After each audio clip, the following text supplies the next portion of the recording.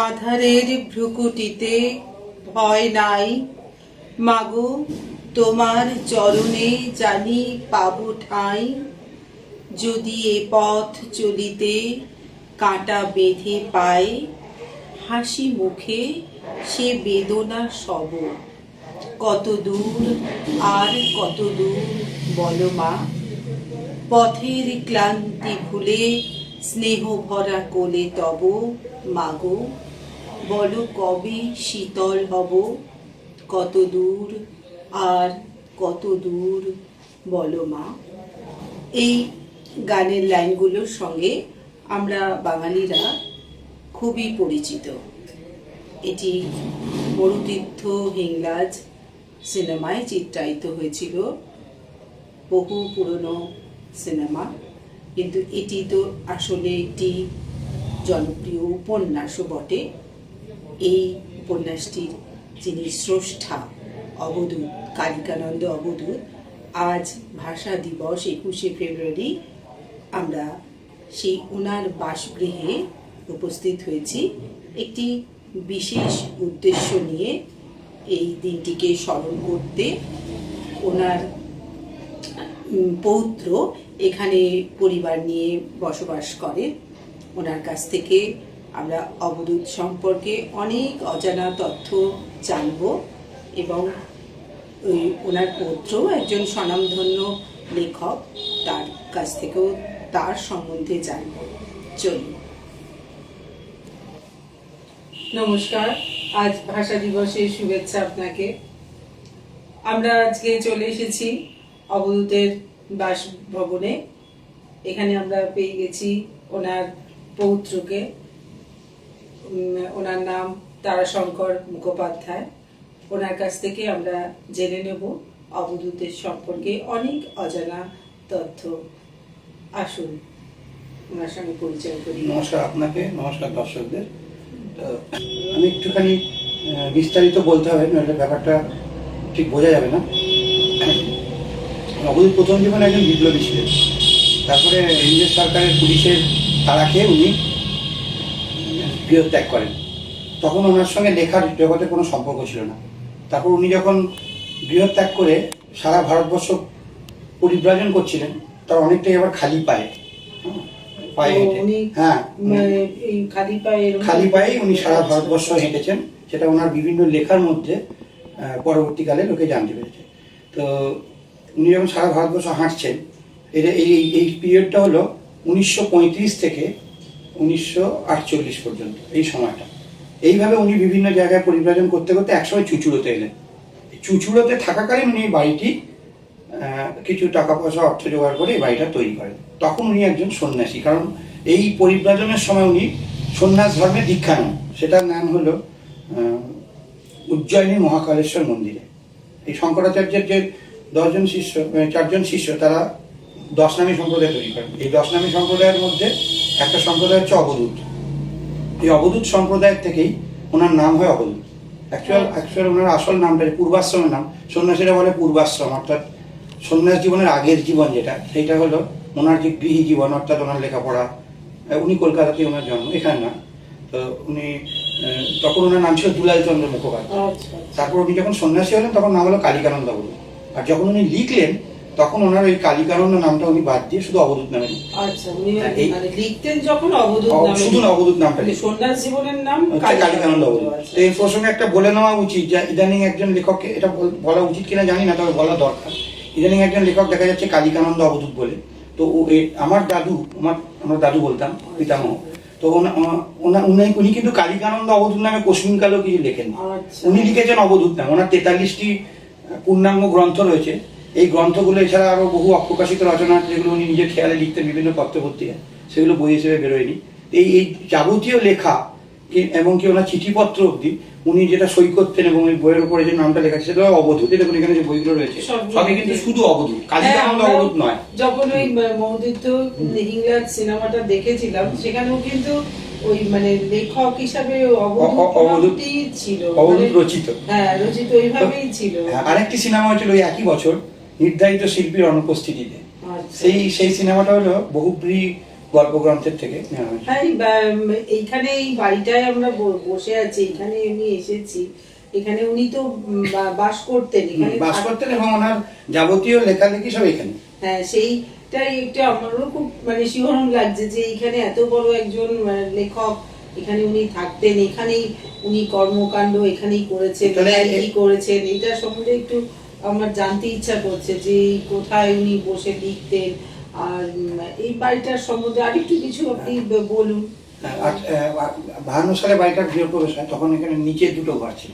আচ্ছা। এরপরে বাড়িটা বিক্রি হয়ে যাওয়ার মতো অবস্থায়, অর্থাৎ ওনার আর্থিক সমস্যা ছিল, কারণ তখন উনি অত বড় সাহিত্যিক হয়নি, উনি একটা ছোটখাটো কাগজ, এখানে নতুন পাথেয় বলে একটা পত্রিকা ছিল চুচুড়োতে, সুবোধ রায়, কবি সুবোধ রায় ওই পত্রিকাটা বার করতেন। তো উনি এই বাড়িটা বিক্রি করে দেন ভেবেছিল। সেই পত্রিকাতেই মরুচিত্র ইংলা প্রথম ধারাবাহিকভাবে শুরু হয়। আচ্ছা। সেটা কিন্তু কলকাতার কোনো নামী পত্রিকা নয়, এই ছোটখাটো এখানকার যে নতুন পাথেয় পত্রিকা। এরপরে তারাশঙ্কর বন্দ্যোপাধ্যায় এখানে আসেন, বিখ্যাত সাহিত্যিক, এই বাড়িটা কেনার জন্য। কিন্তু উনি এই বাড়িটা কেনেননি। না কিনে উনি পরামর্শ দেন যে তুমি যদি, মানে আমার দাদুকে, অবধূতকে, তুমি যদি এই লেখাটা আমাকে দাও তাহলে আমি এটাকে কলকাতায় ছাপানোর ব্যবস্থা করতে পারি, তাহলে অনেকের নাম জানবে। যাই হোক, তারপর পাকে চক্রে উনি বাড়িটা, লেখাটা ওই যে এখানে নতুন পত্রিকাতে যে বেরোতো সেটা ওনাকে দেখানো হয় তারাশঙ্করবাবুকে, এই যে যার বাড়িটা কিনতে এসছেন, এই অসমাপ্ত বাড়িটা, এটা 52 সালের ঘটনা, 53 সালে। তো এই বাড়িটা যিনি বিক্রি করতে চাইছেন তিনি হচ্ছেন একজন সন্ন্যাসী। হ্যাঁ, তো সেই সন্ন্যাসী পরিব্রাজক, তো ইনি আর্থিক দুরবস্থায় পড়ে বাড়িটা বিক্রি করে দেবেন, টাকার ওনার খুব দরকার। কিন্তু ইনি আবার একজন লেখকও বটে। এই কথা যখন উনি বললেন, মানে সুবোধ রায়, যিনি এখানকার ওই পত্রিকার সম্পাদক ছিলেন, বিখ্যাত কবি, তো সেই সুবোধ রায়ের কথায় উনি তখন এই লেখাটা পড়েন এ বাড়িতে আসার আগেই। তারাশঙ্কর বন্দ্যোপাধ্যায়, তারাশঙ্কর বন্দ্যোপাধ্যায় হলেন অবধূতের প্রথম আবিষ্কারক বলা যেতে পারে। তারপরে উনি কি করলেন না, লেখাটা নিয়ে কলকাতায় গেলেন, অবধূত ওনাকে লেখাটা দিলেন এবং বাড়ি বিক্রি স্থগিত হলো। তখনকার মতো বাড়ি বিক্রিটা করা হলো না। তারপর উনি ওই মরুচিত্র ইংলা বেরোলো, সেইটা আমার একটা বই রয়েছে, সেই বইটা হলো এই বইটা আমি দেখাচ্ছি, এই অচেনা অবধূত, এটা আমার লেখা। এই বইটার মধ্যেই এই সমস্ত জিনিস বিস্তারিত ভাবে আমি লিখেছি, প্রায় 5 বছরের পরিশ্রমে বইটা তৈরি করা হয়েছে, বইটা লেখা হয়েছে। এটাকে লেখা না বলে খানিকটা তৈরি করা বলা যেতে পারে, কারণ এখানে সাহিত্য গুণ কতটা আছে আমি জানি না, কিন্তু মূলত জীবনী। এই বইটা পড়লে মানে অবধূতকে খানিকটা জানা যাবে, ভীষণ ভাবে জানা যাবে, খানিকটা জানা যাবে, ভীষণ ভাবে বলতে মানে ওনার মতন মানুষকে তো জানতে গেলে আরো অনেক পড়াশোনা করতে হবে, তাই সেইটা আপনি কিছুটা সাহায্য, যতটুকু আমি জানি বা আমি আমার পরিচিত লোকেদের কাছ থেকে যতটুকু শুনেছি সেই অনুযায়ী আমরা এটা বলতে পারবো। এই বইটার মধ্যে ওই ঘটনাটা রয়েছে যে তারাশঙ্কর বাবু কিভাবে এই বাড়িটা কিনতে চেয়েও কেনেননি এবং বাড়িটা পরে। তাহলে আপনার কথাতে বুঝতে পারছি যে তারাশঙ্কর বন্দ্যোপাধ্যায় একজন যে এত বিখ্যাত একজন লেখক, তার সঙ্গে তাহলে অবধূতের পরবর্তীতে মানে একটা ভালো আরো সম্পর্ক সুন্দর হয়েছিল, মানে এগিয়েছিল সম্পর্ক নিশ্চয়ই। হ্যাঁ, তার হৃদ্যতা কারণ, হ্যাঁ বলুন, সেটা আমরা জানতে চাই। কারণ এই যে উনি যে বাড়িটা বিক্রি করতে দিলেন না, এবং উপরন্তু আবার লেখাটাকে উনি একটা পাবলিশ করলেন, মানে তাহলে তো উনার সঙ্গে আরো সম্পর্কটা এগুলো, সেই সম্পর্কে আপনি বলুন। তো তারাশঙ্কর বাবু বইটা নিয়ে গেলেন, পাণ্ডুলিপিগুলো নিয়ে গিয়ে উনি কথা সাহিত্য পত্রিকায় ছাপাতে চেয়েছিলেন, কিন্তু কথা সাহিত্য পত্রিকা ওটা ছাপতে চায়নি, অজানা অচেনা লেখক বলে। তারপর উনি নিজে একটা পত্রিকার সম্পাদক ছিলেন, সেই পত্রিকাটা এখন আর বেরোয় না, সেটার নাম হলো তরুণের স্বপ্ন। ওই পত্রিকাটা উনি মরুচিত্র ইংলা ছাপান। পরে এটা কথা সাহিত্যে যিনি মালিক, বিখ্যাত সাহিত্যিক গজেন্দ্র কুমার মিত্র ওনার নজরে পড়ে, এবং উনি তখন ওই লেখাটা আবার ওনার কথা সাহিত্যের, মানে ওনার পাবলিকেশন, অর্থাৎ মিত্র ঘোষ পাবলিকেশন প্রকাশনা সংস্থা, মিত্র ঘোষ প্রাইভেট লিমিটেড, ওই সংস্থার মালিক হচ্ছেন গজেন্দ্র কুমার মিত্র। তো উনি ওই বইটা বই হিসেবে বার করেন, বই হিসেবে এটা বেরোয় 1955। তারপরে ওনার কপাল খুলে যায় বলা যায়, কারণ বইটা এত বেশি বিক্রি হয়েছিল যে ওদের বক্তব্য, বা ইদানিংকাল একটা বিখ্যাত বই কলকাতা খুব প্রচারিত, সেটা হচ্ছে কলেজ স্ট্রিটে 70 বছর, ওটা লিখেছেন হচ্ছে মিত্র ঘোষের, যিনি এখনকার মালিক সবিতেন্দ্রনাথ রায়, যিনি এই পথের পাঁচালী এবং মরুচিত্র ইংলাজে প্রকাশক বটে। হ্যাঁ, সেটা সবই মিত্র ঘোষ থেকে বেরোনো। তো সেই সবিতেন্দ্রনাথ রায়ের বক্তব্য বা আরো অনেকের বক্তব্য যে কলেজ স্ট্রিট প্রকাশনা ব্যবসার মোড় ঘুরিয়েছিল এই মরুতীর্থ ইংলাজ, এবং এই বইটা প্রায় 9 মাস তখনকার দিনে বেস্ট সেলার ছিল। এবং 1991, এটা আরেকটা ঘটনা, এটা জানা দরকার, 1991-92 সাল পর্যন্ত, আমি যদি খুব ভুল না করি, আনন্দবাজারে সোমবার দিন সম্পাদকীয় পাতায় একটা লিস্ট বেরোতো, 10টা উপন্যাস এবং 10টা অন্যান্য। তার মধ্যে বরাবর এই মরুতীর্থ ইংলাজ এবং উদ্যানপুরের ঘাট এই দুটো বই ছিল। মানে ওনার বই বরাবরই বেস্ট সেলার। যাই হোক, সেইভাবে মানে এই এটা জনপ্রিয় হয়েছিল বলেই এটিকে সিনেমা হিসেবে সেই নিয়ে অনেক ঘটনা আছে। এটা প্রথমে এসেছিলেন তপন সিনহা, তারপরে উনি বইটার পরিবর্তন করতে চেয়েছিলেন, আমার দাদু রাজি হননি, যে না একই রকম রাখতে হবে, তপন সিনহার সঙ্গে ব্যাপারটা এগোয়নি। তারপর সুশীল মজুমদার এসেছিলেন, হয়নি। এরপরে আলটিমেটলি বিকাশ রায়, উনি নিজেই প্রডিউসার, বিকাশ রায় বিখ্যাত পরিচালক এবং অভিনেতা, উনি অবধূতের রোলটি করেছিলেন। উনি এখানে এসে বসে থাকতেন অবধূতের ভাবভঙ্গি নকল করার জন্য, এবং এই বাড়িতে উনি 59 সালে এই সিনেমাটা রিলিজ করে। তো 55 থেকে 59-এর মধ্যে বাড়িটা কমপ্লিট হয়। অর্থাৎ যখন এটা সিনেমা বেরোলো, উত্তম কুমারের মতো অত বড়, তখন অবশ্য উত্তম কুমার অত বিখ্যাত হয়নি, কিন্তু তাও তো বিখ্যাত বটে, তো আরো বেশি নাম করে গেল। যে যে এমনিতেই নাম ছিল, আমি বললাম যে কলেজ স্ট্রিটের প্রকাশনা ব্যবসার মোড় ঘুরিয়ে দিয়েছিল এই মরুতীর্থ ইংলাজ, সেই মরুতীর্থ ইংলাজ আবার সিনেমা হয়ে আরো বেশি এই পয়সা দিয়ে বাড়িটা তৈরি হলো, এই যে অর্থাগম হলো। হ্যাঁ, এবং তারপরে উনি দ্বিতীয় উপন্যাস হচ্ছে বশীকরণ, তৃতীয় উপন্যাস উদ্যানপুরের ঘাট। আচ্ছা, তাহলে জানতে ইচ্ছা করছে যে এই যে মরুতীর্থ ইংলাজ, তো এটা ওই পাকিস্তানের, তখন পাকিস্তান ছিল না, অবিভক্ত ভারত, বালুচিস্তান। সেইখানে কি উনি গেছিলেন? আচ্ছা, উনি কামাখ্যাতে ছিলেন। কামাখ্যা থেকে উনি এই যে শক্তিপীঠ যে ব্যাপারটা, অর্থাৎ সতীর যে দেহের 51টা খণ্ড, এই 51টা খণ্ড পৃথিবীর বিভিন্ন অংশে পড়েছিল। তার মধ্যে প্রধান 4টে সতীপীঠের মধ্যে একটি হচ্ছে ওই হিঙ্গুলা, এটা হলো মায়ের ব্রহ্মরন্ধ্র করেছিল। এছাড়া আরো বাকিগুলো হচ্ছে কালীঘাট এবং আমাদের এই যে কামাখ্যা। তো উনি কামাখ্যাতে ছিলেন। কামাখ্যা থেকে উনি শেখ ভগবান দাস বলে একজন করাচির বিখ্যাত স্বর্ণ ব্যবসায়ী ওনাকে স্পন্সর করেন। অর্থাৎ তখনকার দিন ওটা যেতে খুব কষ্ট ছিল, এখন আর অতটা কষ্ট নেই, যা শুনেছি। একদম বাস্তব অভিজ্ঞতা। এবং আমাদের বাড়িতে ওই হিংলাজ থেকে নিয়ে আসা একটা ত্রিশূল এখনো রোজ পুজো করা হয়। সেই ওই ত্রিশূলটা নিয়ে উনি গেছিলেন। দুটো ত্রিশূল আছে, সেই দুটো ত্রিশূলকে আমরা রোজ পুজো করি, এবং এটা যে একদম বাস্তব অভিজ্ঞতা, এই নিয়ে কোনো সন্দেহ নেই। তো উনি ফিরে এলেন, এটা কিন্তু 47 সালের আগে, তাহলে বলা বাহুল্য ওটা তখন পাকিস্তান নয়, ওটা তখন কিন্তু অবিভক্ত ভারত। অবিভক্ত ভারতের বালুচিস্তান প্রদেশ, যেটা পরে যখন দেশ ভাগ হলো 47 সালে, ততদিনে কিন্তু ওনার ইংল্যান্ড ভ্রমণ হয়ে গেছে। যখনই এটা দেশ ভাগ হয়ে পাকিস্তান হয়ে গেল, তখন পাকিস্তানের সঙ্গে সম্পর্কের ফলে এক সপ্তাহ সেরকম কেউ যেতে পারেনি। তার আগে অনেকেই যেত, কিন্তু এই নিয়ে কেউ লেখেনি। লিখলেন কিন্তু উনি প্রথম।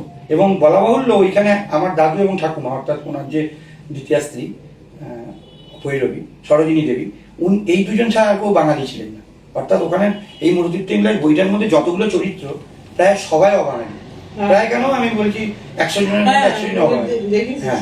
দেখে বুঝতে পারছেন। কিন্তু লেখক যখন ভাষার কারিগর হয়, অর্থাৎ সত্যিকারের সাহিত্যিক, সে কিন্তু অবাঙালিকে দিয়েও বাংলা বলাতে পারে, অর্থাৎ লেখার মাধ্যমে। এই কথাটাই বলেছিলেন শহীদ মুস্তফা আলী, এই অবধূতের বিখ্যাত বন্ধু, বিখ্যাত সাহিত্যিক। উনি বলেছিলেন যে ভাষা করায়ত্ত থাকলে হাতিকে দিয়েও বাংলা বলা যায়, মানুষ তো দূরের কথা। আসলে কিন্তু ওই চরিত্রগুলো কেউই বাংলা ভাষায় কথা বলেনি, কিন্তু ওনার লেখার গুণে ওনার ওই চরিত্রগুলো যেন বাঙালি হয়ে গেছে। ওই তিরুমল, ওই কুন্তি, ওই পোপটলাল, এই যে চরিত্রগুলো, এরা সবাই কিন্তু অবাঙালি। বেশিরভাগই গুজরাট, তখনকার দিনে যারা যেত, ওই গুজরাট তো পাশের প্রবলেম, গুজরাট থেকে এবং রাজস্থান থেকে চাষিবাসী শ্রেণীর লোকেরা, কারণ মানে যারা উঁচু শ্রেণীর লোক তারা বেশি ধর্মভীরু হয় না, গরিব মানুষই ধর্মভীরু হয়। হ্যাঁ, তারাও হয় হয়তো, কিন্তু এই এত কষ্ট করে একটা তীর্থ করতে যাবে, হ্যাঁ, তীর্থ করতে গেলে নাকি কষ্ট না করলে তীর্থফল পাওয়া যায় না। সেই এই যে কষ্ট, অমানসিক কষ্ট, হয়তো অনেকে ফিরলো না, ফেরেও নি। গল্পের মধ্যেই দেখানো আছে বা সিনেমাতে, যদিও সিনেমাটা আমার যদি ব্যক্তিগত মত নেন, সিনেমাটা ঠিক ততটা ফুটে ওঠেনি যতটা গল্পটা পড়লে বোঝা যায়। খানিকটা ফুটেছে, কারণ প্রথমত ওটা ওখানে শুটিং করা হয়নি, শুটিং হয়েছিল দীঘাতে, এটা অনেকেই জানে না। দীঘার বালিয়াড়িতেই শুটিং হয়। হ্যাঁ, কিন্তু না না না, এটা ওইখানে শুটিং হয়নি। পরবর্তীকালে বিখ্যাত পরিচালক ঋষিকেশ মুখার্জি এবং বিমল রায় দুজন এই সিনেমাটা কিনতে চেয়েছিল, সেখানেও এই বইটার মধ্যে আমি লিখেছি। তো ওরা ওই হিন্দি রাইটটা কিনেছিলেন, কিন্তু সেই সিনেমাটা হয়নি, কারণ বিমল রায় মারা গেছে। এতক্ষণ তো আমরা অবধূত সম্পর্কে অনেক অজানা তথ্য শুনলাম, ভীষণ ভালো লাগছিল। এবার ওনার নিজের সম্পর্কে আমরা জানি, কেন আমার সামনে অনেক বই রয়েছে, অবধূতের তো বই রয়েছে, আবার দেখতে পাচ্ছি ওনার নামেও অনেক বই রয়েছে, এই যে মহাভারতের ভ্রমণ কাহিনী, আরো অনেক বই রয়েছে। তাই চলুন ওনার সম্বন্ধে একটু জেনে নিই। হ্যাঁ, আপনি একটু বলুন যে আপনার কর্ম, পেশা। আমি আসলে পাকে চক্রে এই লেখালেখির জগতে এসেছি। আমি প্রধানত আমার পেশা হলো আমি একজন সার্ভেয়ার। আচ্ছা। আমি আগে চাকরি করতাম, পরে একটা ছোটখাটো সংস্থা খুলি, তাতে প্রচুর লোকের কর্মসংস্থান হয়। পাকে চক্রে না, আপনার রক্তে লেখাটা আছে। হতেই পারে, যাই হোক, সেটা আপনারা বলবেন বা লেখক যারা বইটা পাঠকরা বলবেন। তা আমার যেটা প্রথম থেকে, আমি কিন্তু লেখা ছোটবেলা থেকে যে লেখে লোকে সেরকম নয় আর কি। তো আমি পরে লিখেছি, মানে আমি পেশাগত জীবনের অভিজ্ঞতা খানিকটা, এবং আমার যে শখ বা প্যাশন যেটা বলে, হ্যাঁ, তার মধ্যে এই যে মহাভারত, এই মহাভারত কিন্তু আমার শখ ছোটবেলাকার। মানে মহাভারত বা পুরাণ শুনতে এবং পড়তে, এর জন্য আমি এই দুটো বই লিখেছি। আরেকটা এই যে দেখুন, মহাভারতের ভ্রমণ কাহিনী, এটা খানিকটা ভ্রমণের কথা রয়েছে। মানে ভ্রমণে আমার খানিকটা ইন্টারেস্ট। সেটা তার অন্যতম কারণ হলো, আমার যে পেশা, তাতে বাধ্য হয়ে ভ্রমণ করতে হয়, প্রফেশনাল ভ্রমণ যেটাকে বলে। পেশাগত কারণে সারা ভারতবর্ষে ঘোরা, ইতিমধ্যে আমার 26টা রাজ্যে ঘোরা হয়ে গেছে। তো আরো ঘুরছি, বা বিদেশেও অনেকবার সুযোগ পেয়েছি। আমি একটু ঘরে থাকতে ভালোবাসি, মানে ভ্রমণ পেশাগত কারণে বাধ্য হয়ে যেতে, কিন্তু বিদেশে দীর্ঘদিনের জন্য চলে যাবো, কারণ সার্ভেয়ারদের বিদেশে যেতে গেলে বন্ড দিয়ে যেতে হয়, 2-3 বছর থাকতে হয়, সেটা আমি যাইনি সুযোগ পেয়ে। তো এই হচ্ছে আমার পেশাগত লাইফ। তো এইভাবে তারপরে আমি শুরু করলাম এই দুটো লেখা, অর্থাৎ মহাভারতের ভ্রমণ কাহিনী। এইটার বিষয়টা হলো, মহাভারতে এই পাণ্ডবরা যখন পাশা খেলাতে হেরে গেল, তখন তারা কি করলো, যে বনবাস হলো, 12 বছরের বনবাস। না, 12 বছরের বনবাস হলো, এবং 1 বছর অজ্ঞাত। এই বনবাসের মধ্যে একটা অংশ ছিল তীর্থযাত্রা পর্বাধ্যায়, অর্থাৎ যখন অর্জুন, গোটাটাই এর মধ্যে রয়েছে। তো এখানে ফোকাস করা হয়েছে, মানে ভিউটা হচ্ছে যে এরা ভারতবর্ষের সব জায়গায় ভ্রমণ করেছিল, ওই জন্য বলে পাণ্ডব বর্জিত দেশ। অর্থাৎ যেখানে পাণ্ডব বর্জিত দেশ, মানে পাণ্ডবরা যায়নি, আসলে সব জায়গায় গেছে। আসলে এটা বলা হচ্ছে খানিকটা এইটা বোঝানোর জন্য, এই কিরকম জায়গায় কথাটা কিন্তু আমরা অনেক সময় ইউজ করি যে বাবা কোথায় চলে এসেছি, পাণ্ডব বর্জিতে। পাণ্ডবরা বর্জন করেছে, মানে ওখানেও পাণ্ডবরা যায়, মানে এটা খানিকটা ব্যঙ্গ করে বলা। আসলে পাণ্ডবরা সব জায়গায় গেছে। যত মন্দির আছে ভারতবর্ষে আমি গেছি, বেশিরভাগ মন্দির, সমস্ত মন্দিরের সঙ্গে সব দিক দিয়ে যদি একটু ভালো করে তার ইতিহাসটা নিয়ে চর্চা করা যায়, তাহলে দেখা যাবে কি পাণ্ডবরা সেখানে এসে পড়ছে। হ্যাঁ, মানে ঐতিহাসিক যুগ আর পৌরাণিক যুগ, দুটো যুগ আছে। তো পৌরাণিক যুগে কিন্তু সব জায়গায় যেন পাণ্ডবরা কোথাও না কোথাও দিয়ে লতায় পাতায়, হয় পাণ্ডবরা নয় রামায়ণ, বইটা পড়লে, হ্যাঁ, এটা হচ্ছে ওই দিকটা। না, সেটা কিন্তু ওই মহাভারতের, আমার ভ্রমণের উপর অনেক লেখা আছে। মহাভারতের দৃষ্টিভঙ্গি দিয়ে না, ভারতবর্ষে কোথাও কোথাও ওরা গেছিল, সেটা বর্তমান যুগের নয়, ওই যুগেরই। হ্যাঁ, সেই জন্য নামটা ভ্রমণ কাহিনী। এইটা আরেকটা হচ্ছে অবধূতের জীবনী, যেটা আমি লিখেছি। হ্যাঁ, এটাও কিন্তু ওই অনেক পরিশ্রমের ব্যাপার। হ্যাঁ, কারণ আমার গবেষণামূলক, খানিকটা গবেষণা জীবন দিয়ে করতে হয়। এই গবেষণা কিন্তু ওই বই পড়ে করা যায় না। তো এইভাবে আমি এই গবেষণা করেছি, অনেক জায়গায় যেতে হয়েছে, অনেকের সঙ্গে কথা বলতে হয়েছে, এবং একদিনে হয়নি, দীর্ঘদিন ধরে। লেখাটা লিখতেই অন্তত 5 বছর সময় লেগেছে, এই অচেনা অবধূতটা লিখতে। এগুলো তাই 5-7 বছর। এই বইটা লেখার আপনার মানে ইচ্ছা হলো কেন, যে অচেনা অবধূত? অচেনা অবধূত লেখার কারণ হলো যে অবধূতকে নিয়ে অনেক উল্টোপাল্টা ভুল তথ্য বাজারে চালু হচ্ছে ইদানিং, এই ফেসবুক এবং ইউটিউবের যুগে। এইটা যাতে লোকে সঠিক তথ্যটা জানতে পারে, সেই জন্য আমি অচেনা অবধূতটা লিখেছি।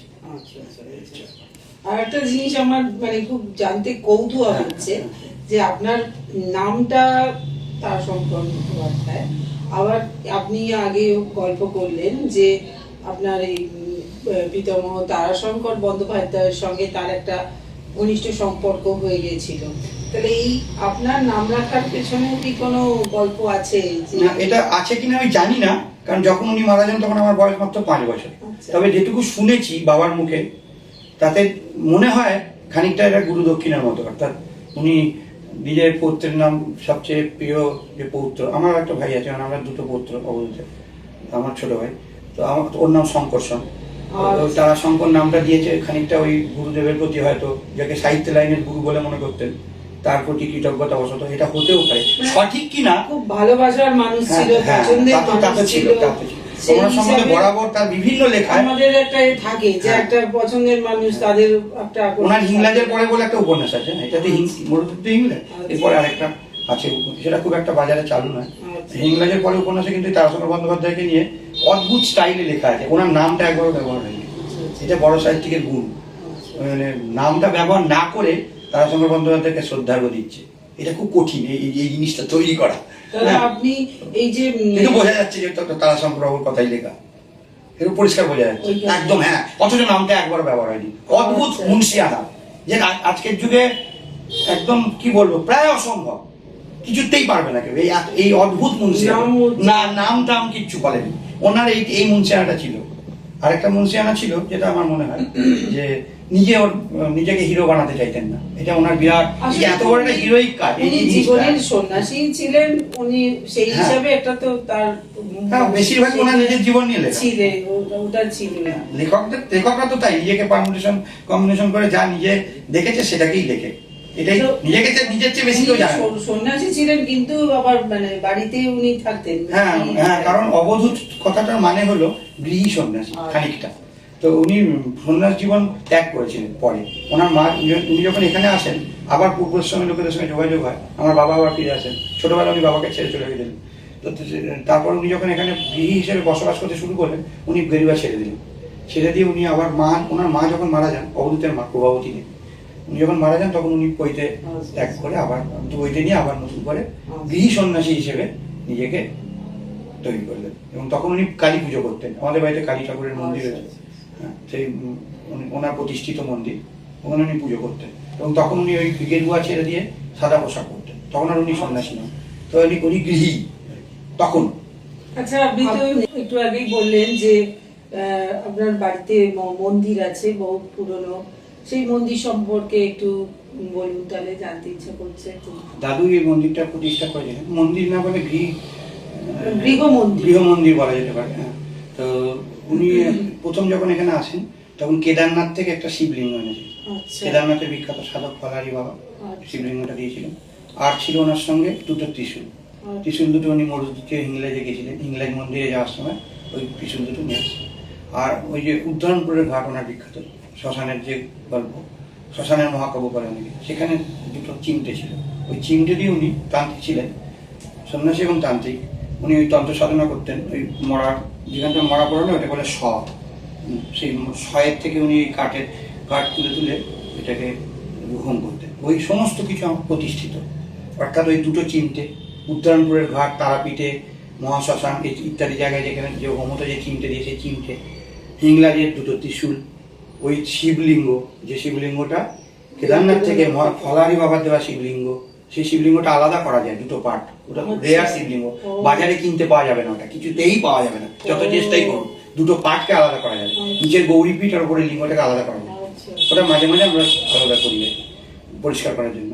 তো এই যে দুটো, এইটা প্রতিষ্ঠিত হলো। এবং একটা অষ্টধাতুর দুর্গার মূর্তি, এইগুলো উনি প্রতিষ্ঠা করে গেছেন। আর একটা হলো যেটা কালী, এটা উনি নেপাল থেকে একটা বিরল কালী মূর্তি নিয়ে এসেছিলেন, তন্ত্রের কালী। যে কালী আমরা সচরাচর যে দক্ষিণা কালীর ছবি আমরা দেখি, মানে মূর্তিটি, মায়ের যে মূর্তি, সেই মূর্তিটা নয়, এটা একটু অন্যরকম। আপনি দেখলেই বুঝতে পারবেন, বিপরীত রতিতে কালী মহাকাল শিবের ওপরে বসে আছেন। এবং সাধারণত আমরা কি দেখি যে মা দক্ষিণা কালী শিবের বুকের উপর দাঁড়িয়ে আছে, এটা উনি বসে রয়েছেন শিবের উপরে। এবং শিব দাড়িওয়ালা, শিবের সৌম্য মূর্তি নয়, কাল ভৈরবের মতো মূর্তি। এবং শ্মশানের প্রেক্ষাপটে, অর্থাৎ পেছনে শ্মশান, পরিষ্কার বোঝা যাচ্ছে। এবং মায়ের দিগম্বরী মূর্তি, এই যে একটা ভয়ঙ্কর মূর্তি উনি নেপাল থেকে আনালেন। নেপালের তন্ত্রে এটা রয়েছে, ছবিটা আমি শুনেছি, এবং আমাদের তন্ত্রে রয়েছে, কিন্তু এই ছবি খুব বিরল, পাওয়া যায় না, মানে না নেই বললেই হয়। তো আমি অন্তত কোথাও দেখিনি সেই ছবি। এটা ছবিতে তৈরি করে, মূর্তি নয়। মূর্তি পুজো, কালীর মূর্তি পুজো আমাদের বাড়িতে নিষিদ্ধ, এটা দাদুর আদেশ। এবং উনি ওই ছবিটাকেই পুজো করতেন। এই গোটাটা নিয়েই মন্দির। তারপরে বিভিন্ন সময় আমরা বিভিন্ন বর্তমানে মানে এখন মানে মন্দিরের কে পুজো করে, আমাদের একজন পুজো মানে পূজারী নিয়োগ করা আছে, উনি করেন এবং আমি নিজেও করি। আমিও মাঝে মাঝে করি আর উনি নিয়মিত করেন। মানে দুবেলা সেবা হয়, নিত্য সেবা বলে। এটা অবধূতের প্রতিষ্ঠিত। এবং যদি আপনি সাল জিজ্ঞেস করেন তাহলে বাড়িটা জবে থেকে, অর্থাৎ 52 সাল, তার মানে ধরুন প্রায় 73-74 বছর হয়ে গেল। তার মানে যথেষ্ট পুরনো। আপনি তো দাদুকে তো দেখেছেন? হ্যাঁ, দেখেছি। উনি 78 সালে মারা যান, আমার জন্ম 73, তখন আমার বয়স 5 বছর। খুবই ছোট, কিন্তু একটু একটু মনে আছে। আমার স্মৃতিশক্তিটা একটু বেশি, সেই জন্য আমার যথেষ্টই মনে আছে। ওনার সঙ্গে অনেক জায়গায় ঘুরেওছি, রাজগীর, পুরী, বক্রেশ্বর ইত্যাদি বিভিন্ন জায়গায় উনি আমাকে নিয়ে নিয়ে ঘুরতেন গাড়ি করে। তখনকার দিনে ওনার নিজের গাড়ি ছিল না, একটা গাড়ি ভাড়া নিতেন পাড়াতেই, কালো রঙের অ্যাম্বাসেডার, এখনো মনে আছে আমার, এইটুকু বয়সের কথা। ওইটা নিয়ে উনি ঘুরে বেড়াতেন। তখন আমার 3 বছর বয়স। মারা গেলেন 5 বছরে, কিন্তু 4 বছর বয়স থেকে উনি আর বেরোতে পারতেন না বাড়ি থেকে। মানে ওনার শরীর এতই ভেঙে গেছিল। ঠাকুমা মারা যাওয়ার এই বাড়িতেই উনি মারা যান। 77 সালে ওই ঠাকুমা মারা যান, মানে ভৈরবী, দ্বিতীয়, আমরা ঠাকুমাই বলতাম। উনি মারা গেলেন, তারপরে উনি একেবারে ভেঙে পড়লেন। উনি 8 মাস কিছু খাননি। হ্যাঁ, ভৈরবী হচ্ছে ওনার স্ত্রী, দ্বিতীয় স্ত্রী সরোজিনী দেবী। প্রথম স্ত্রী হচ্ছে সুখময় দেবী, যে আমার বাবার মা। এই দ্বিতীয় স্ত্রীর কোনো সন্তান ছিল না, একমাত্র আমার বাবাই একমাত্র ওয়ারিশান। আমি পুত্র, আমার ভাই আছে, 2টো পুত্র, এই আর কি অবধূতের ওয়ারিশান। এবার এটি থাকে সবাই, ভাইও থাকে এখানে, ভাই এখন। তো যাই হোক, এবার কথাটা হচ্ছে যে পুজো হয় নিয়মিত, আমাদের বাৎসরিক উৎসবও হয়। কালী পুজো 3টে হয়, ফলোয়ারিণী কালী পুজো, রটন্তী কালী পুজো এবং দীপান্বিতা, মানে যেটা মেন কালী, 3টে হয়। অন্নপূর্ণা পুজো হয়, এই পুজোগুলো হয়। দাদুর আমল থেকেই হয়ে আসে। উনি বুক চিরে রক্ত দিয়ে পুজো করতেন, বলি দিতেন না, কিন্তু উনি বুক চিরে বেলপাতার মধ্যে রক্তের ফোঁটা দিয়ে পুজো করতেন। সেই পূজা এখন আর হয় না, ঐতিহ্য একটা। এবং এখন সেভাবে পুজো হয় না, এখন সাধারণ ভাবে পুজো হয়, বিহি মতে যেটা করে সবাই।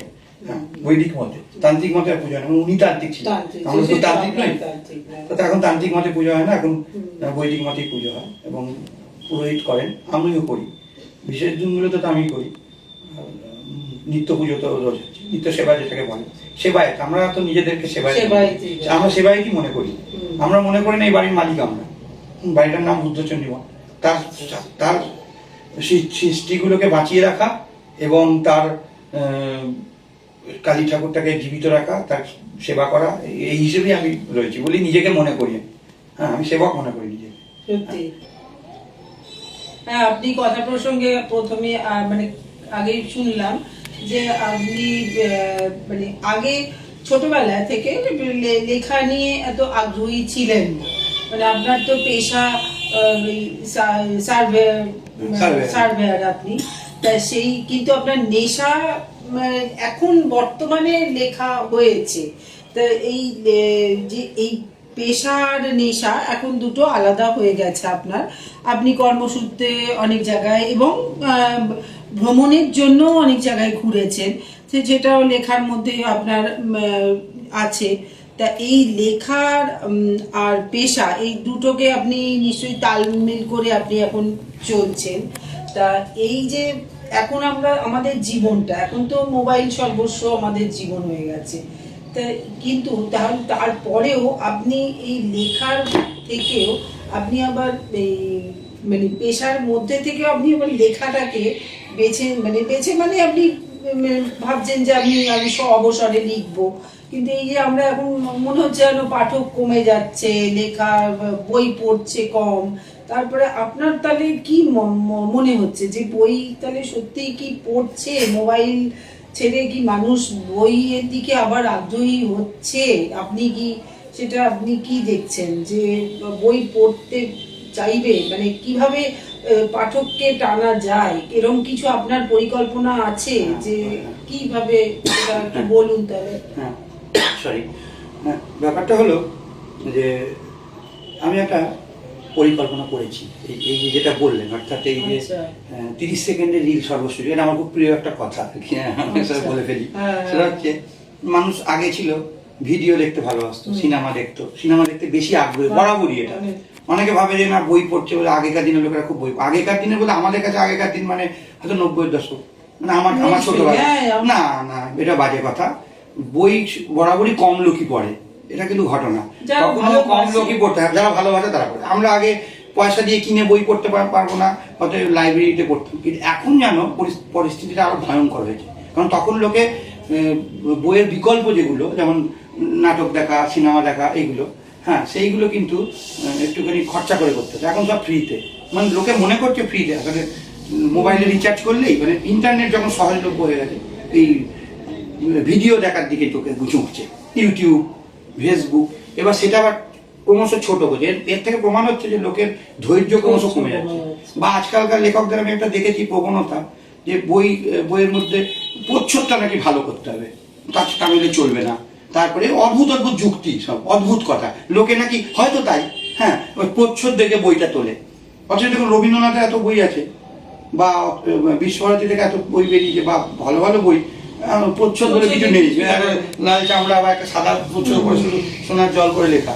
হ্যাঁ, তো এইসব কেন এসছে? কারণ মানুষকে যাতে বইয়ের দিকে আরো বেশি আকর্ষিত করা যায়, ছবি দেওয়া হচ্ছে বইয়ের মধ্যে, হ্যাঁ, বা যেগুলো লোকে বেশি পছন্দ করে, চটজলদি ভালো লাগবে, সেইগুলো করছে। আমার এরকম কোনো পরিকল্পনা নেই। আমি চাই লোকে যেন বই পড়ার যে কালচার যেটাকে বলে, হ্যাঁ, সংস্কৃতি যেটা ছিল, বাঙালিরা বই পড়তো বা ভারতীয়রা বই পড়তো, পড়ুয়া, হ্যাঁ, সেটা মানে এমনি আনন্দে বই পড়া, এই যে বাধ্যতামূলক বই পড়া নয়, বা লোক দেখানো, অনেকে ফেক রিডার বলে একটা কথা আছে ইংরেজিতে, হ্যাঁ, সেরকম যে বই কিনছে প্রচুর, হ্যাঁ, বা অনেকে বই খুলে বসে আছে, ট্রেনে বসে দেখা যায়, হ্যাঁ, কিন্তু আজকাল যদি বেশি কি দেখা যায়, 10 জন লোক ট্রেনে যাচ্ছে, 9 জনের মোবাইল, অনেকে আবার মোবাইলে বই পড়ে। আসলে তারা পড়ে না, বেশিরভাগ হচ্ছে ফেক রিডার। কেউ কেউ পড়ে, বোঝা যায় না কে যে আসল পাঠক, বোঝা যায় না। আর লাইব্রেরিগুলোর অবস্থা কি হয়েছে, সব শোচনীয়, হ্যাঁ, লাইব্রেরিগুলো সব ধ্বংস, প্রায় অর্ধেক। কিছু কিছু আছে সেগুলো বই সেরকম ভাবে করে না। তা আমি চেয়েছিলাম একটা বইয়ের দোকান করতে। বইয়ের দোকানটা করার উদ্দেশ্য হচ্ছে আমার বইগুলো থাকবে, ওদের মানে দাদুর বই থাকবে, আরো অন্যান্য বই থাকবে। এই বইয়ের দোকান একটা যদি পাড়ার মধ্যে, এটা পাড়া ঘর, এটা কোনো বড় মার্কেট না, এখানে যদি একটা বইয়ের দোকান তৈরি হয়, তার নামাঙ্কিত অবধূত পরম্পরা, সেই নামাঙ্কিত বইয়ের দোকান যদি থাকে, তাহলে সেই বইয়ের দোকানটাতে লোকে ঢুকবে। এবং আমার বইয়ের দোকানে এই বইটা দিন তো এইভাবে আমরা বই বিক্রি করি না, আমি বরাবরই দোকানটা কিভাবে করেছি, যে পুরো আমি দেখাবো দোকানটা, বইগুলো নিজে হাতে নিয়ে ঘেঁটে দেখা যায়, না কিনলেও হয়। তাই এইটা একটা কালচার তৈরি হচ্ছে, যে বই শুধু নেড়ে চেড়ে দেখবো, যেটা লোকে বইমেলার জন্য থাকে, অধীর আগ্রহ অপেক্ষা করে। যে বই পড়তে লোকে যারা ভালোবাসে তারা সত্যি বই পড়ার জন্য কেনে, কিন্তু বই কিন্তু যে শুধু কিনেই পড়তে এমন কোনো কথা নেই, লাইব্রেরিতে গিয়েও পড়া যায়। আমরা যেটা পড়তাম তখন তো বই কিনতে পারতাম না। তো বই পড়ার একটা সুবিধা হলো যে বই পড়লে না অনেক কিছু মানুষের মধ্যে ক্রিয়েটিভিটি বাড়ে। অর্থাৎ বইয়ের মধ্যে, বই তো প্রধানত শুধু কালো কালো অক্ষর, সেইটা যখন পড়ে একটা বর্ণনা আমি পড়ছি, তখন কিন্তু আমি ঘটনাটাকে একটা নির্মাণ করছি, পুনর্নির্মাণ করছি, যাচ্ছি এরকম একটা বর্ণনা করছি। আমাদেরকেও বলতো ভাষার জ্ঞান বাড়ে। হ্যাঁ, নিশ্চয়ই, সে তো বাড়েই। মূলত যেটা হয়, আমার যে নিজস্বতা, মানে আমি কোনো কিছু নতুন চিন্তা ভাবনা, এটা যেটাতে আমি নিজে দেখতে পাচ্ছি না, ছবি, ভিডিও, মানুষের ব্রেনে একটা এমন একটা ইম্প্যাক্ট তৈরি করে যে মানুষ না ওইটা করতে বাধ্য হয়, অর্থাৎ ওর কথায় চলতে পারে। কিন্তু বই সেটা না, বই নিজে নিজে কিছু করা যায় বই পড়লে। কারণ বইটা যে পড়বে তার একটা ধৈর্য চাই, কারণ সেখানে কোনো কিছু রং চং চলাফেরা বা তাৎক্ষণিক নেই, সবই কিন্তু আপনাকে কষ্ট করে পড়তে হবে, আপনার ব্রেনকে খাটাতে হচ্ছে। আমি যখন একটা জিনিস সাদা কালো অক্ষরে পড়ছি, পড়ে সেই জিনিসটার মানে বুঝলে তবেই তো ওটা আবার তার পরের পাতায় যাবো। এই ব্যাপারটা কিন্তু বইয়ের মধ্যে আছে। এই অভ্যেসটা মানুষের উপরে ভালো অভ্যেস, কিন্তু সেই অভ্যেসটা মানুষ ত্যাগ করে মানুষের সর্বনাশ হচ্ছে। অর্থাৎ ক্রিয়েটিভিটি, এখন দেখুন না, কোনো সব ক্রিয়েটিভিটি চলে গেছে, যা কিছু হচ্ছে কি হচ্ছে, নকল। এই আপনি লেখকদেরও তো বই পড়তে হয়, নিশ্চয়ই 10 লাইন পড়লে 1 লাইন লিখতে পারবে। সবাই যে পারবে তার কোনো অর্থ নেই, এমন লোক আছে বহু বই পড়ে কিছুই লিখতে পারে না। কারণ অনেক লেখাই তো গবেষণা ধর্মী লেখা, লেখে উল্টোটাও বটে। একটা কথা বলছেন যে বই পড়লেই কি লিখতে পারবে, তা নয়, কিন্তু যদি লিখতে হয় তাহলে বই পড়তেই হবে, এই হচ্ছে ঘটনা। বুঝতে পারলেন? লেখাটা তো সবার ভেতরে থাকবে না, কিন্তু যার ভেতরে আছে সে শুধু ওই কিছুই না পড়ে শুধু আছে বলে আমি ভাষা গঠন করতে পারি বলে লিখে দেবো, এটা হবে না। তাকে কিন্তু বইটা পড়তেই হবে, ওটা তার অনুশীলন। নিজেরই অভিজ্ঞতা হলো কি, বেশ কিছুদিন আগে একজনের মানে সেই বর্তমানে নিজে মুখে বলছে, আমি খুব এই লেখালেখি করি কিন্তু একদম পড়ার সময় না, পাই না। এইটা করলে হবে মানে না। এটা আমার নিজের এটা কিরকম হয়ে গেল না কথাটা এরকম হলো যে একজন ফুটবলার বা আমি খেলা দিয়ে উদাহরণ দিচ্ছি, বা একজন টেনিস খেলোয়াড় বা ক্রিকেটার, আমার খুব আমি খুব অবাক ভালো লাগে। খেলতে খুব ভালো লাগে কিন্তু আমি একটু প্র্যাকটিস করি না, তাহলে তো সে খেলতে পারবে না। আমার শুনে খুব অবাক এটা লাগে। মানে খটকা লাগে কানের হ্যাঁ। মধ্যে। পড়তে তাকে হবেই। সেটাই। যে কোনো লেখক পড়ুয়া, বিখ্যাত বা অখ্যাত, পড়তে তাকে হবে, তাহলে শিখবে কি করে? এমনকি গানের ক্ষেত্রেও তাই। একদিন গান কবির সুমনের একটা বক্তব্য শুনেছিলাম, শুনতে হয়। গোলাম আলী খান নাকি বলেছিলেন যে তুমি যে গুরুর কাছ থেকে নিচ্ছ 10% আর 90% হচ্ছে তুমি কি কানে শুনছো, সেইটাই হচ্ছে তোমার শিক্ষা। অর্থাৎ শোনা, দেখা এবং ছবি যারা আঁকে তাদের তো দেখতে হবে বিভিন্ন ছবি, দেখে তবে না সে তার থেকে নিজস্বতা তৈরি করবে। লেখাটা নিজস্ব, কিন্তু তার যে গঠন সবকিছু শিখতে হবে, তো অটোমেটিক কারোর মধ্যে গজিয়ে উঠবে না। একদম। সেগুলো কিন্তু পড়েই শেখা যায়। একদম। যে শিখতে পারে, বলা বাহুল্য সবাই পারবে না, যে পারবে হ্যাঁ সে পারবে, কিন্তু না পড়ে হবে না। অন্য কোনো দ্বিতীয় রাস্তা নেই, পড়ার একদম না অন্য রাস্তা নেই। একমাত্র একটাই রাস্তা লেখক হিসেবে কিছু করার, মানে ছোটখাটো হোক কি বিখ্যাত হওয়া হোক, পড়াই একমাত্র রাস্তা, আর দ্বিতীয় কোনো রাস্তা নেই। তাহলে আপনি এই কখন এই সময় বের করেন যে এই যে আপনার পেশা আর এই ওই ফাঁকে ফাঁকে বের করি আর কি। লেখাটাকে না, যে আমার একটা হ্যাঁ। মানে যাচ্ছেন যে এগিয়ে নিয়ে যাচ্ছেন। ব্যাপারটা কিরকম হচ্ছে, আমার অফিস হচ্ছে ওপরে ছাদে, আচ্ছা। এটা হচ্ছে দোকান সামনে। আচ্ছা। তো এই দুটো আমার আয়ত্তের মধ্যে। আমাকে ভগবানের কৃপায় গত কয়েক বছর বাইরে বেশি যেতে হয় না, আচ্ছা, যখন আচ্ছা। পেশাগত কারণে যেটুকু যাই সেটুকু। আচ্ছা। তাহলে আমি অফিস সামলে লেখার কাজ করতে পারি, আচ্ছা। ফাঁকে ফাঁকে করি আর কি। আচ্ছা। এইভাবে করছি আর কি। এটার অভ্যেসটা গড়ে উঠেছিল ওই করোনার সময়, যখন পুরোপুরি লকডাউন হয়ে গেল, কোনো কাজ নেই। সেই সময় লেখালেখির নেশাটা বেশি মাথার মধ্যে চাড় দিল, যে হ্যাঁ লিখলে কিছু হয়, কোনো অন্য কিছু করার নেই। তার থেকে আস্তে আস্তে তখন হলো। থেকেই হ্যাঁ, হয়েছে। তা আপনি কি মহাভারতের যেহেতু ভালোবাসেন, মহাভারতের ব্যাপার এটা, তা সেই মহাভারত নিয়েই কি না, আমার নাকি আরো বিশেষ অন্য ভালো কিছু? লাগার দিকগুলো হচ্ছে, এক হচ্ছে রামায়ণ মহাভারত বা পৌরাণিক বিষয়, দ্বিতীয় হচ্ছে ঐতিহাসিক বিষয়, আচ্ছা। আর তৃতীয় হচ্ছে ভ্রমণ, অর্থাৎ বিভিন্ন জায়গায় গিয়ে মানে ওই জিনিসগুলোকে আপনার চাক্ষুষ লেখায় দেখা। এই বিষয়গুলো- এই তিনটে বিষয়, চাক্ষুষ দেখা। আচ্ছা। যে ওই ব্যাপারটা আমি গেলাম, যে একটা পড়েছি শিবাজির জন্মস্থান করে, সেটা গিয়ে যদি চাক্ষুষ দেখি, এই কারণেই যাই, বা একটা মন্দির সম্বন্ধে পড়েছি সেখানে যাই, এই কারণেই ভ্রমণটা যাই। আচ্ছা। মানে বেড়ানোর যে পোশাকগত কারণে গিয়েও যেটুকু ভ্রমণে যাচ্ছি, সেটা কি কারণে যাচ্ছি, যে ওই যেটা পড়েছি বইয়ের পাতায় সেটাকে চাক্ষুষ দেখলাম, তারপর আবার সেটা যদি কিছু, হ্যাঁ যদি কিছু কলমে কিছু বেরোতেও পারে, নাও পারে, হ্যাঁ বেরোচ্ছে টুকটাক ছোটখাটো পত্রিকায় বা বড় পত্রিকায় একটি লেখা ছাপা হচ্ছে, আর বইও বেরোচ্ছে, এইভাবে এগিয়ে চলেছি।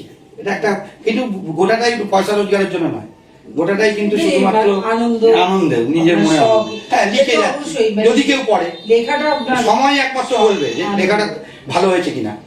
সময়, পাঠকও নয়, অনেকে বলে পাঠক বলবে, না না, সময়। যে লেখা বেঁচে থাকবে, যেহেতু আপনার রক্তে রয়েছে, সেই জন্যই আপনি ছোটবেলায় থেকে আগ্রহ না থেকেও আপনার কিন্তু পরে এই যে বইটি চলে এসেছে। এই বইটা 75 বার ছাপা হয়েছে, হ্যাঁ 4 লক্ষ কপির কাছাকাছি বিক্রি হচ্ছে এখনো 75 বছরে। 55 সালে প্রথম বেরোয়, মানে 70 বছর। আর এটা বেরিয়েছিল 57 সালে, এ প্রায় 68 বছর হলো। হ্যাঁ, এই এত বছরে এটাও প্রায় মোটামুটি 50-60 বার ছাপা হয়েছে। তো এইগুলো দৃষ্টি কেউ পড়ে, হ্যাঁ এগুলো তো সেই পিওডি সিস্টেমে ছাপানো, 10 কপিও ছাপানো যায়। এগুলো সব কিন্তু আগে 2000 কপি ছাপতো, এখন 1100 ছাপে, আর বছর বছর এডিশন হচ্ছে। কি করে হচ্ছে?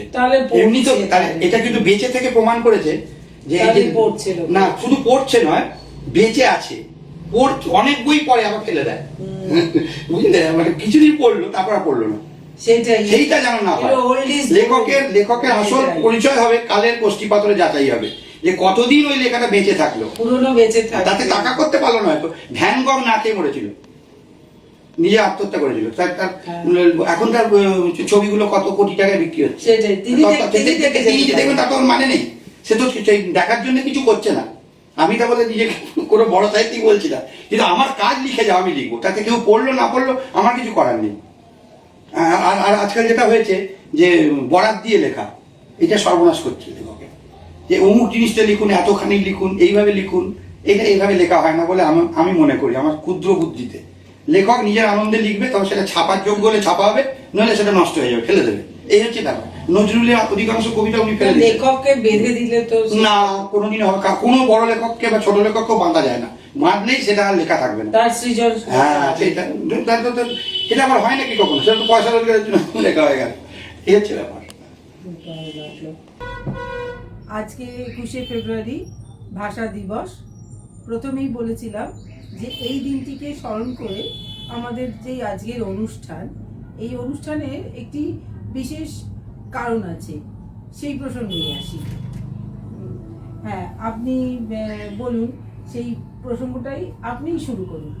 আমার উদ্দেশ্য হলো, উদ্দেশ্যটা বললেই প্রসঙ্গটা পরিষ্কার হবে। হ্যাঁ, হ্যাঁ। আমার একটা বইয়ের দোকান বহুদিন ধরে ছিল, হ্যাঁ, 23 আমরা সাল তো থেকে। দেখতেই পাচ্ছি হ্যাঁ, বইয়ের দোকানই আমরা বসে আছি। হ্যাঁ, এই বইয়ের দোকানটা, বই এবং অন্যান্য স্টেশনারি দ্রব্য পাওয়া যায়। তো এই বইয়ের দোকানটা আগে ছোট ছিল, এখন এটাকে বাড়ানো হয়েছে।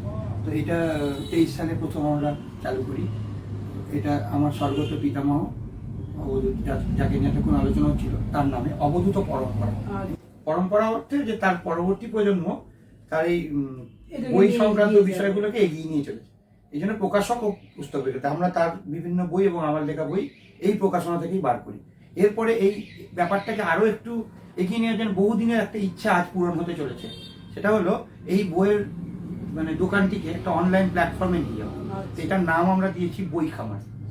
তো এই বই খামারে আমরা কি করব, এই যত বই দেখছেন এবং আরো অনেক বই, বা ভবিষ্যতে আমরা যেসব বইগুলো বার করবো, যেমন অবধূতের 43টা বই আছে, সেই 43টা বইয়ের মধ্যে অধিকাংশই ছাপা হয় না, মাত্র 2টো ছাপা হয়। আরেকটা আমরা এবছর বার করেছি, নীলকণ্ঠ হিমালয়, এই বইটা আমি দেখাই।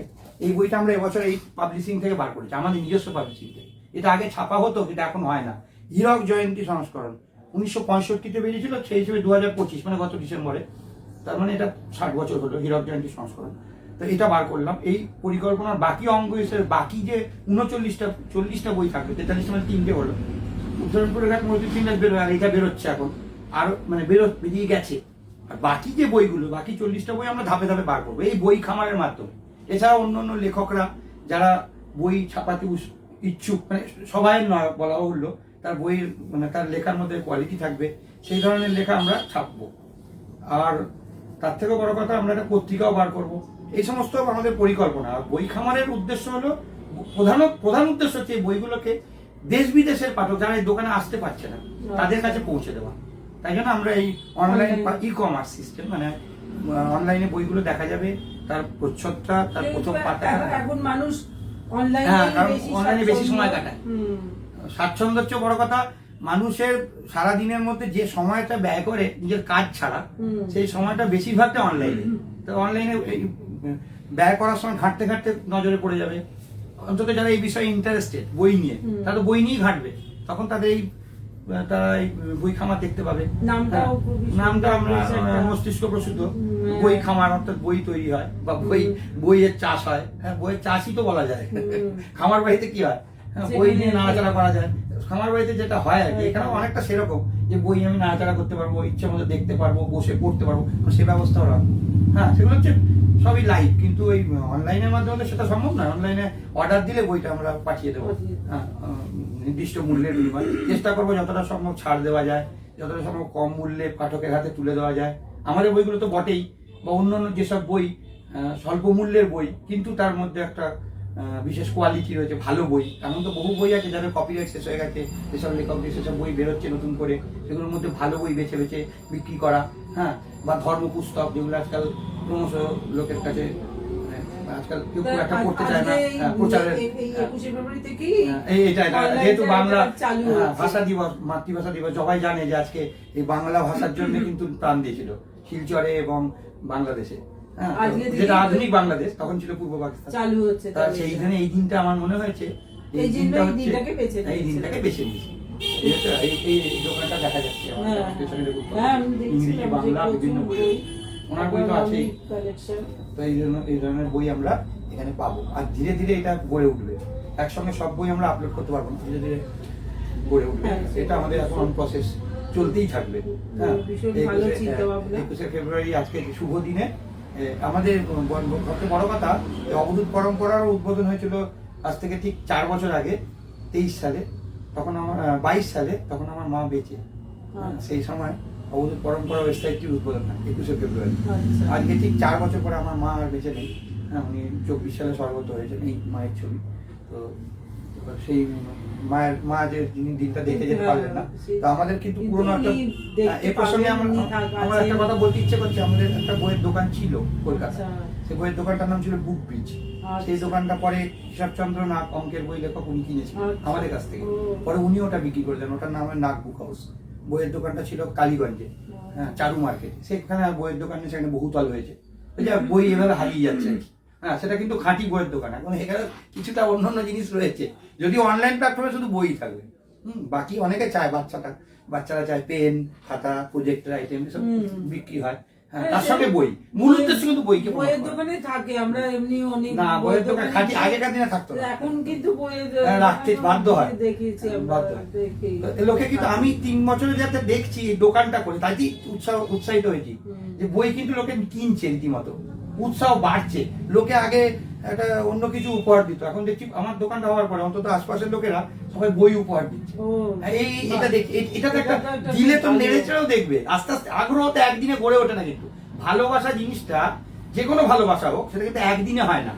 বইয়ের প্রতি ভালোবাসা, বইটা না আনলে তবে না ভালোবাসা, চোখের সামনে দেখতেই পেলো না। অনেক আজে বাজে ছেলেকে দেখেছি যারা আজে বাজে কাজ করে, আজে বাজে মানে তথাকথিত ডিজে বাজায়, নেশা ভাঙ করে, তারা পর্যন্ত এসে বইয়ের দোকানটা ঘুরে যাচ্ছে। এটা তো একটা অ্যাচিভমেন্ট, এটা আমি মনে করি। পাড়ার মধ্যে বইয়ের দোকান এটা ভালো জিনিস, এখানে কেউ খারাপ কাজ করতে সাহস পাবে না। হ্যাঁ, এই দোকানের মধ্যে ঢুকে বাইরে আশেপাশে, ও বাবা বইয়ের দোকান, চল যাই। 99% লোক তো ভালো লোক। বলতে বাধ্য হচ্ছি যে পৃথিবীতে যত লোক আছে তার মধ্যে 99% লোক ভালো লোক, 1% লোক হচ্ছে খারাপ। তাও নয়, যদি শতাংশ আমি জানি না একটা স্ট্যাটিস্টিক্সে, তো আমার যেটা ব্যক্তিগত ধারণা, বেশিরভাগ লোকই ভালো। তার মধ্যে ভালো খারাপ দুটো সত্তা সবার মধ্যে থাকে। ভালো সত্তাটা কিন্তু আছে লোকের মধ্যে, ভালো সত্তাটাকে জাগিয়ে তোলা যায়, এটা আমার ব্যক্তিগত ধারণা। হ্যাঁ, বইটা এমন একটা জিনিস, এই সারা জীবনের বন্ধু। যেখানে যাবেন, আপনি জানেন জেল, কোনো লোকের জেল হলে তাকে শুধু বই পড়ার অনুমতি দেওয়া হয়। বই পড়াতে কোনো বাধা নেই, যে কোনো বই পড়তে পারে সে, একমাত্র জেলের মধ্যে আর কোনো অনুমতি নেই। এটা কিন্তু ঘটনা, বই চাইলেই তাকে দেওয়া হবে। তাকে খাবার দেওয়া হবে না, কিন্তু বই দেওয়া হবে। হ্যাঁ, এবং বই পড়ে অনেক দুঃখ বলা যায়। আমিও তো বলেছি, বহু দুঃখ আছে মানুষের জীবনে, সবার জীবনেই থাকে। হ্যাঁ, এটা আমার দৃষ্টিভঙ্গি। বই একাকিত্ব অনেক কিছু করে, বই কখনো ঠকায় না। বই কখনো পুরনো হয় না, বলে পুরনো বই, এটা বাজে কথা। কে বলেছে? আমার কাছে অনেক পুরনো বই রয়েছে, সে বই পুরনো হয় না, বই। আমি একজনকে বলেছিলাম, বিখ্যাত সাহিত্যিক, নাম করতে চাই না, তিনি আমাকে খুব ধমকেছিলেন, বিখ্যাত সাহিত্যিক, তার নাম আমি করবো না, তিনি আর নেই এই জগতে। তাকে বলেছিলাম যে পুরনো বই মানে তুমি একটা সাহিত্যিকের নাতি হয়ে এরকম আজে বাজে কথা বলছো, নিজে আবার বই লেখো, কোন সাহসে বলছো পুরনো বই কখনো পুরনো হয় না। এই যে একটা শিক্ষা। হ্যাঁ, বই আবার পুরনো কি? আমি ঠোঙা পড়তাম ছোটবেলা, আমার বাবা শিখিয়েছিল ঠোঙা। হ্যাঁ, খবরে যে ঠোঙার মধ্যে আগে, এখন আর ঠোঙা দেয় না কেউ, এখন সব প্লাস্টিক দেয়। হ্যাঁ, আগে ঠোঙা দিত, ঠোঙাটা পড়ুয়া যা পায় তাই পড়ে। এইটাও পড়ার আছে, যে একটা কি সুন্দর স্টাইলে লেখা, একটা মানে আছে, নিশ্চয়ই মানে রয়েছে বলেই সেটা এইভাবে করা হয়েছে। হ্যাঁ, পড়ুয়া মানে সে সবকিছু পড়বে, এটা আগ্রহটা মানুষের মধ্যে গড়ে ওঠে। তার পারিবারিক কালচার, তার পারিপার্শ্বিক অবস্থা, তার সমস্ত পাড়া প্রতিবেশী, এইটা করা তো ভালো আমার মনে হয়। আবার অনেক কটাক্ষ শুনেছি, কেন করলো। আজকাল আবার কেউ বইয়ের দোকান করে, লোকে ভাবতে পারে না যে কোনো উদ্দেশ্য ছাড়া কিছু করে, মানে ব্যবসায়িক উদ্দেশ্য ছাড়া আবার দোকান করা যায়। বললেন 1% খারাপ আছে, তারাও খারাপ নয়, মানে হয়তো বলে ফেলেছে, অবাক হয়ে গেছে যে বাবা বইয়ের দোকান কেউ আজকাল করে নাকি, এরকম ভেবেছে। সমালোচনা তো হতেই পারে, তাতে কিছু আসে যায় না, সমালোচনা থাকবে। যাই হোক, ভালো কি খারাপ সেটা পরে বোঝা যাবে। খুব আজ ভাষা দিবস 21শে ফেব্রুয়ারি, আমাদের যে অনুষ্ঠানের যে উদ্দেশ্য সেটা তো পরিষ্কার হয়েই গেল। স্বয়ং লেখকের মুখ থেকেই আপনারা শুনে নিলেন যে কী উদ্দেশ্যে আমরা এখানে উপস্থিত হয়েছি। আমরা দেখতেই পাচ্ছি যে আমরা এই বইয়ের দোকানে দাঁড়িয়েই রয়েছি, আর আমারও খুব ভালো লাগছে যে এই রকম একটা বিশেষ দিনে, ভাষা দিবসের মতন একটা স্মরণীয় দিন, সেইখানে আমি যে এই এত বইয়ের মধ্যে থাকতে পেরে আর স্বয়ং লেখকের সঙ্গে থাকতে পেরে এতক্ষণের একটা সময় কাটাতে পেরে, তার মুখ থেকে একটা আরও বিখ্যাত লেখক, জনপ্রিয় লেখক অবধূতের সম্পর্কে অনেক অজানা তথ্য জানতে পারলাম, আপনাদের জানালাম। এটাও আমার কাছে ভীষণ একটা পরম পাওয়া। আমাদের জীবন সমৃদ্ধ হবে, আপনাদেরও জীবন সমৃদ্ধ হবে। আরও এরকম তথ্য ভবিষ্যতে আশা করব জানানোর জন্য। ওনার সঙ্গে আবার আমরা সময় পেলে আমরা আবার আসবো। ভালো থাকবেন, সুস্থ থাকবেন। নমস্কার।